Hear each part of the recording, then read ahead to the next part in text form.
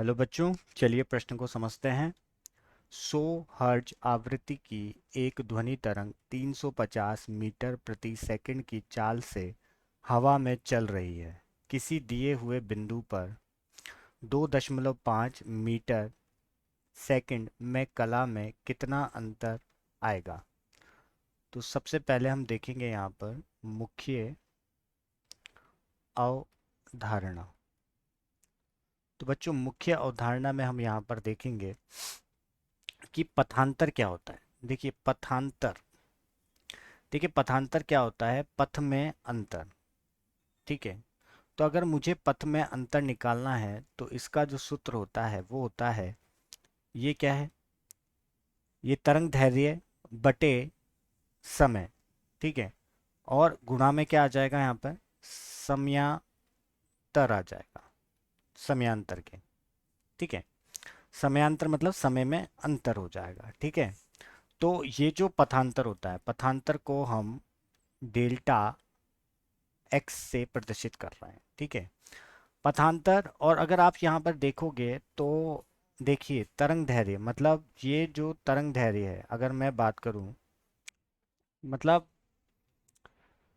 ये तो हो गया कि एक आवर्तकाल, ये तो टी तो क्या हो गया यहाँ पर, आवर्तकाल हो गया। लेमडा यहाँ पर क्या हो गया है, तरंग दूरी हो गई। तरंग की दूरी, तरंग जो दूरी तय करती है उसे तरंग दूरी कहते हैं। टी यहाँ पर आवर्तकाल हो गया। एक जो यहाँ पर कंपन को पूरा करने के लिए जितना समय लगता है उसे हम क्या कहते हैं, आवर्तकाल कहते हैं।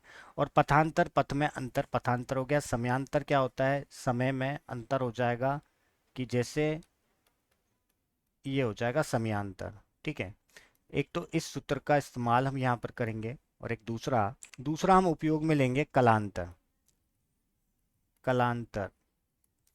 देखिए बच्चों, कलांतर होता क्या है, जैसे कोई भी तरंग है।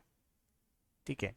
ये तरंग जैसे आगे बढ़ रही है, तो जैसे मान लेते कि यहाँ से ये इस कला से आगे बढ़ रही है, ये जैसे ये क्या है, इसकी कला है। कला मतलब कितने कोण से ये आगे बढ़ रही है, ये कोण हो गया, जैसे ये थीटा 1 हो गया। और दूसरी जो है जैसे मान लीजिए ऐसे आगे बढ़ रही है, तो इनका जैसे ये थीटा 2 हो गया। ठीक है। तो इनका जो अंतर होगा इसको क्या कहेंगे, हम कलांतर कहेंगे।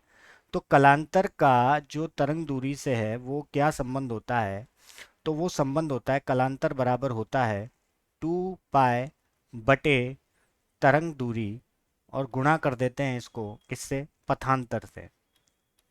तो ये होता है संबंध। ठीक है। तो इन्हीं अवधारणाओं को उपयोग में लेके चलिए हम प्रश्न को हल करते हैं। हल। तो सबसे पहले हम यहाँ पर देखते हैं कि हमें दिया क्या है। दिया है, तो बच्चों अगर आप देखोगे यहाँ पर तो हमें क्या क्या दे रखा है। हमें दे रखी है एक तो आवृत्ति।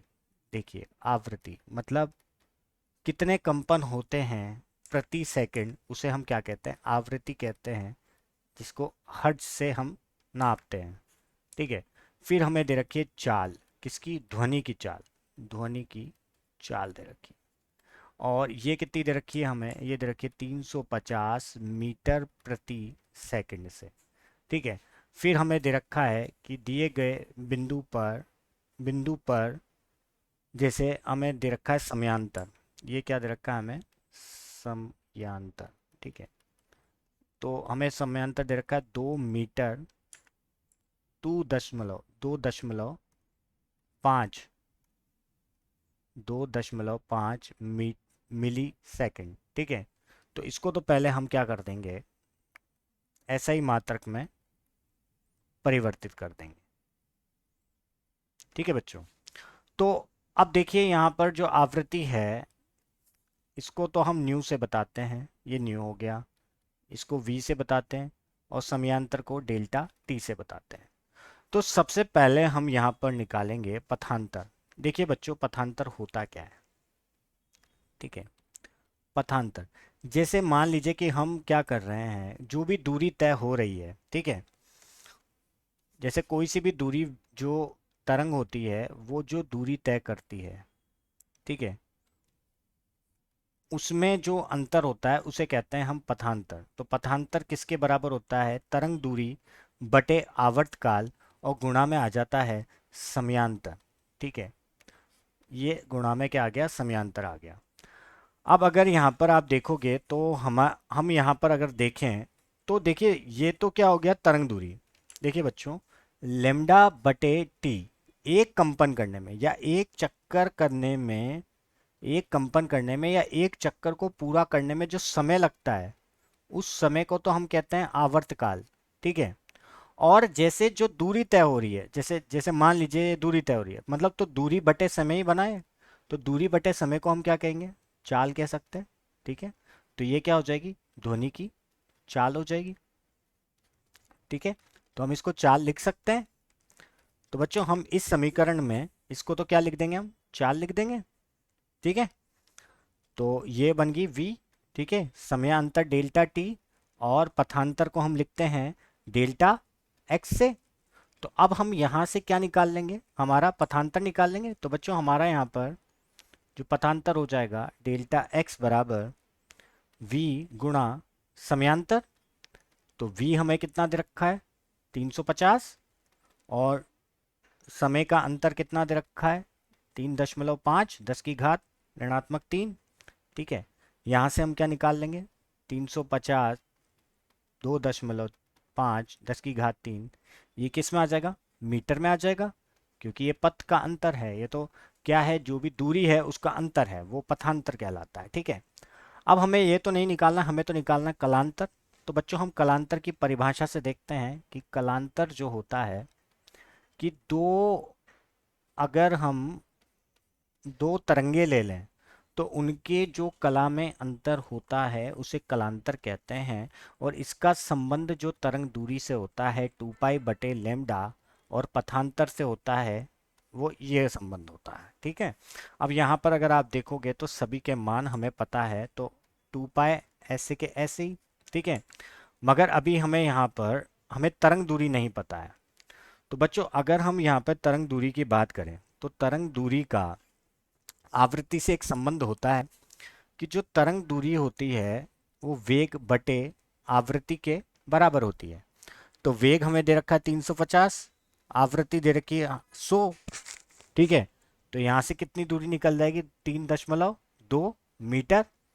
तो यहाँ पर क्या रख देंगे हम, 3.2 मीटर, 3.5 मीटर, माफ कीजिएगा, 3.5 मीटर हो जाएगी। और 350 ऐसे के ऐसे, क्योंकि ये तो पथांतर हमने अभी निकाला था, 2.5, 10 की घात कितना हो जाएगा, ऋणात्मक 3 हो जाएगा। ठीक है।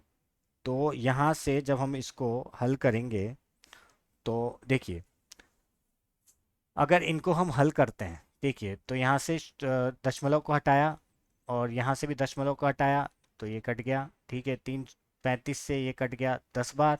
ठीक है। ठीक है, ये कट गया।